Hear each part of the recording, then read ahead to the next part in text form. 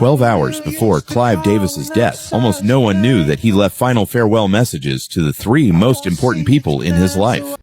What I find even more interesting is some of the things that came across my timeline. This one chick said she had did a reading on him and he had passed away a lot longer than what people thought. Clive Davis was worth $850 million when he passed away at the age of 94, nice and comfortable in his home. And every dollar of that $850 million was built off the backs of artists who did not live to see 50. I'm sorry, but before we go any further, let's have some context in just some seconds. Now, the conversation you're about to hear raises some serious claims, opinions, and questions surrounding Clive Davis, his legacy, and the music industry. But now, this black woman in particular lays out, a detailed argument. She has left no stone unturned, touching on artist catalogs, record label contracts, mysterious deaths, and why so many people believe there are unanswered questions that, deserve closer attention. I mean, stay with me until the end of the video because we will also hear about the reported final messages said to have been left for three of his most important people, the friends of this Clive Davis, along with a discussion of ritual-related beliefs some people have shared online. Now, watch everything first and then you can come back for, breakdown of these claims together.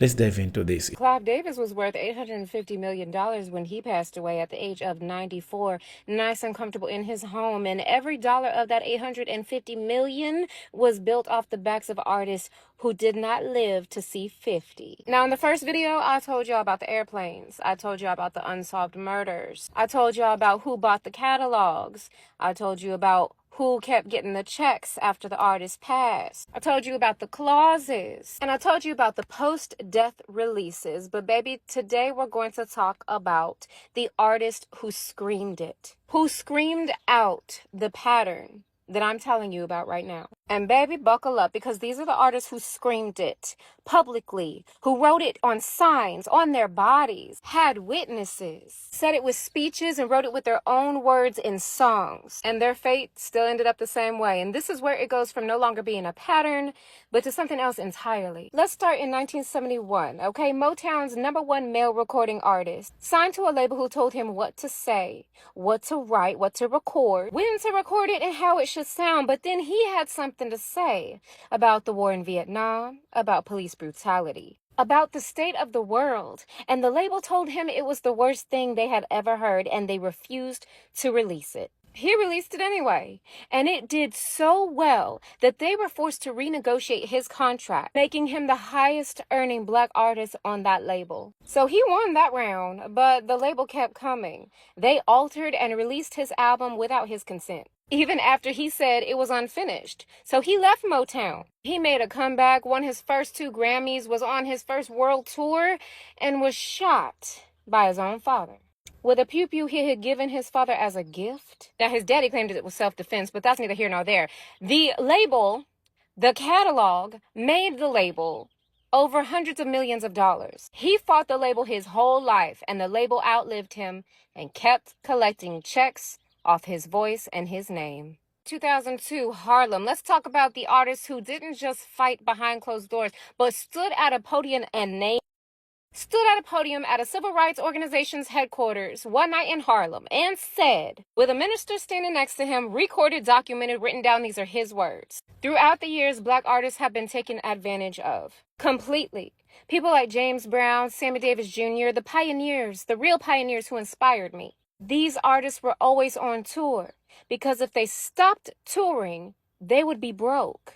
Then he said, the record companies do conspire against their artists. They steal, they cheat, they do whatever they can, especially against black artists. Then he said something that I think should have stopped the industry in its tracks. He said, we pioneer, we innovate. And at the end of the story, it's not an accident. It happens on purpose. And then he held up a sign of the name of his label, the CEO, with devil horns on his head, a pitchfork, and a tail. And the sign read, Sony Music Kills. That was in 2002, and he was leaving the label. He owned half their publishing, and they were furious about it. 7 years later, he's found in his home dead after a physician administered drugs, and this physician happened to be connected to the company that was orchestrating his comeback tour, the very company financing it. And after his death, the same label that he called out acquired 60% of his publishing estate, giving the label the rights to everything he spent his life protecting. He said it out loud in front of God and everybody, and the story still ended the same. The Brit Awards 1995, there was an artist who stopped using words altogether and instead changed his name legally to an unpronounceable symbol so that the record label could not own his identity. He appeared to an award show with the word slave written on his cheek. In one ceremony, his acceptance speech was 4 words. In concert, perfectly free. On record, slave. He told Rolling Stone that people think I'm a fool for writing slave on my face, but if I can't do what I want to do, what am I? He said, when you stop a man from dreaming, he becomes a slave. He said, I don't own my own music. I don't own my masters. When you don't own your masters, your master owns you. He eventually got his masters back in 2014, and 2 years later, he died without a will, with one of the largest vaults of unreleased music in recorded history of sound. And baby, when he died, the vault opened and the money started flowing to everyone but him. Now, I could go on, but the point is this. That man who died, worth $850 million, had an empire that was built on the backs of artists who never got to see that empire come to fruition, who never got to have the freedom of owning the art that they created. And they knew something was very wrong, and they named it. And where are they now? And who are the ones still collecting a check?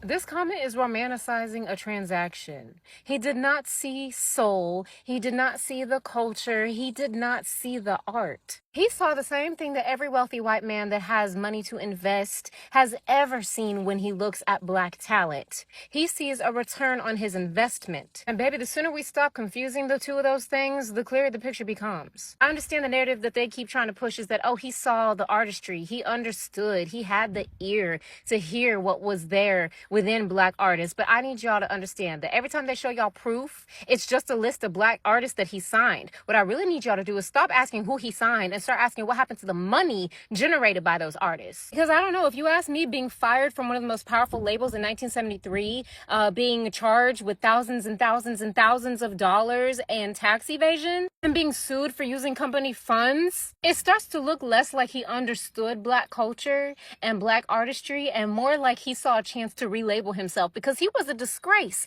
After all that went down and everything that he was charged with, and then he was fined however much money he had to pay, he was a disgrace, okay?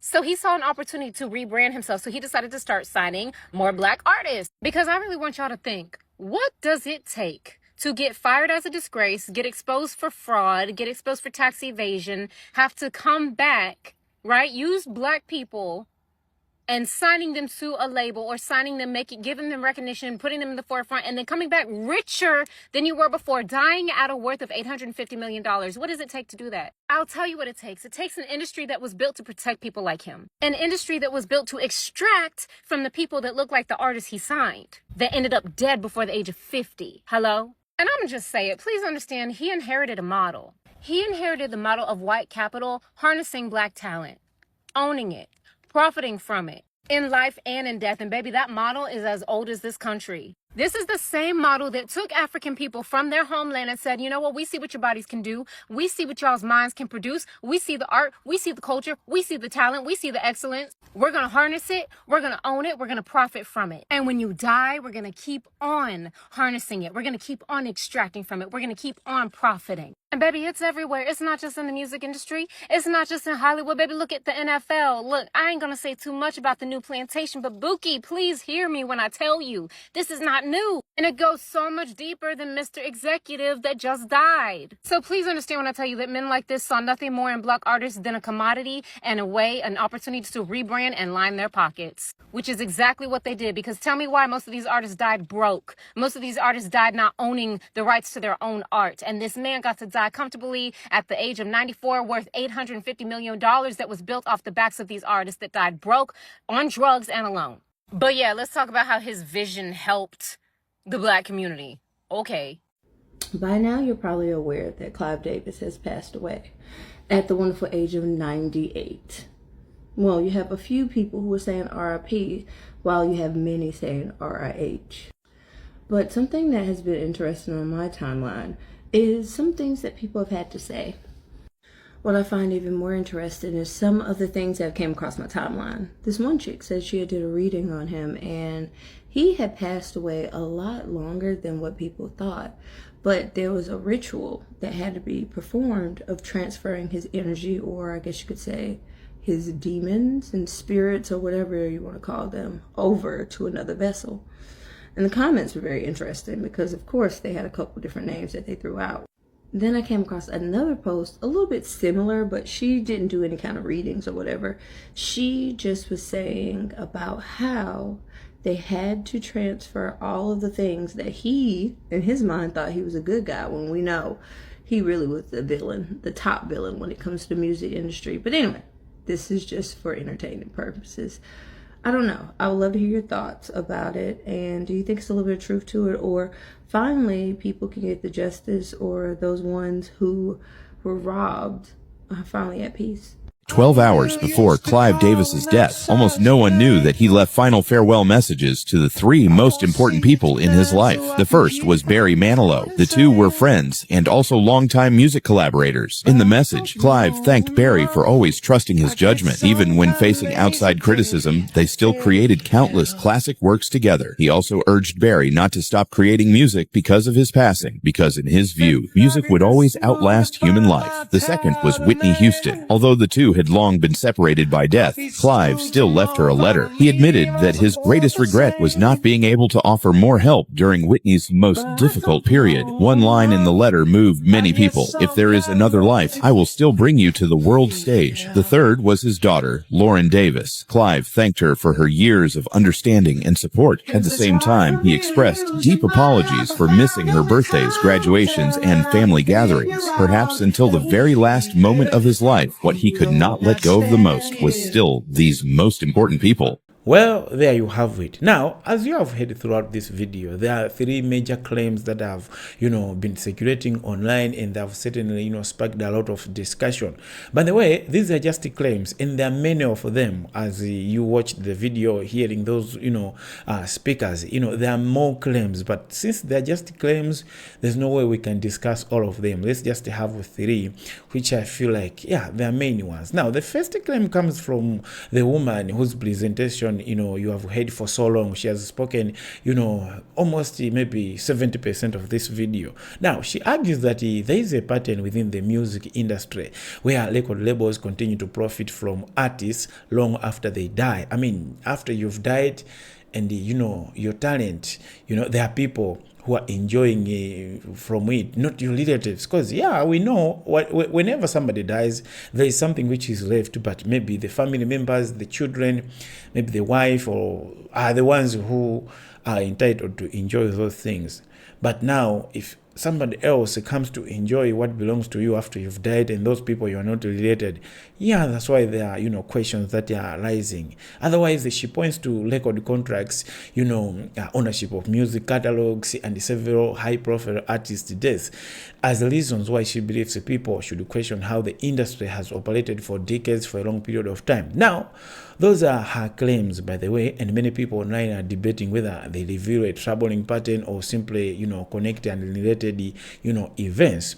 So, yeah, these are just what she has to say. And she also said she's not just, taking this out of nowhere. These are verified reports online. So that's according to her. Now, the second claim is even more controversial, so let's handle it carefully. Some people online have suggested that Clive Davis may have died earlier than officially reported. And that rituals or spiritual ceremonies were supposedly, taking place before the announcement of his death as the official announcement. Now, it is important to remember these are just claims and personal beliefs shared on social media. There is no verified evidence presented to confirm those stories, those claims, but they have certainly, become part of wider conversation surrounding his passing. So we don't know how true that one is. And yeah, again, these are just claims that people are sharing, especially within black communities, because most of the people we had are black people. So yeah, according to them, we can just believe according to them. So there is another claim, which is like the third one. Like I say, there are more claims said in this video.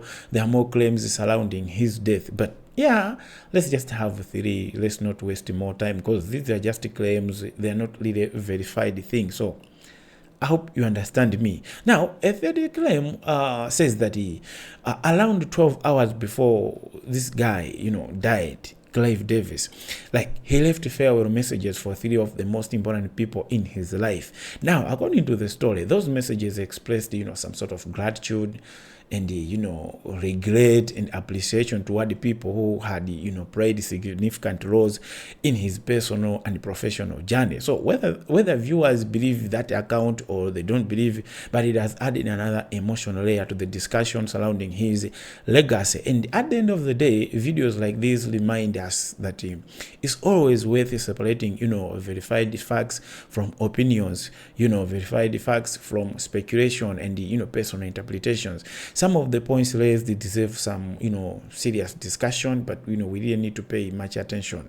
Okay, some of what have been said remain unverified claims that should be approached with caution. So the important thing is that it's always good to examine the available information carefully and come to our own informed conclusion. Now, if you found this discussion to be something interesting and you enjoy conversations that explore race, that explore racism, power of black people, media narratives, and the stories affecting black communities, then this is the channel where you are welcome. Consider subscribing, turning on notification bell so you never miss any future discussions. We would also want to hear from you about your thoughts. So please leave your respective comment below and let us know where you stand after watching everything presented in this video about the death of this guy, Clive Davis. Otherwise, thank you for watching. Stay safe, and I will see you in the next one.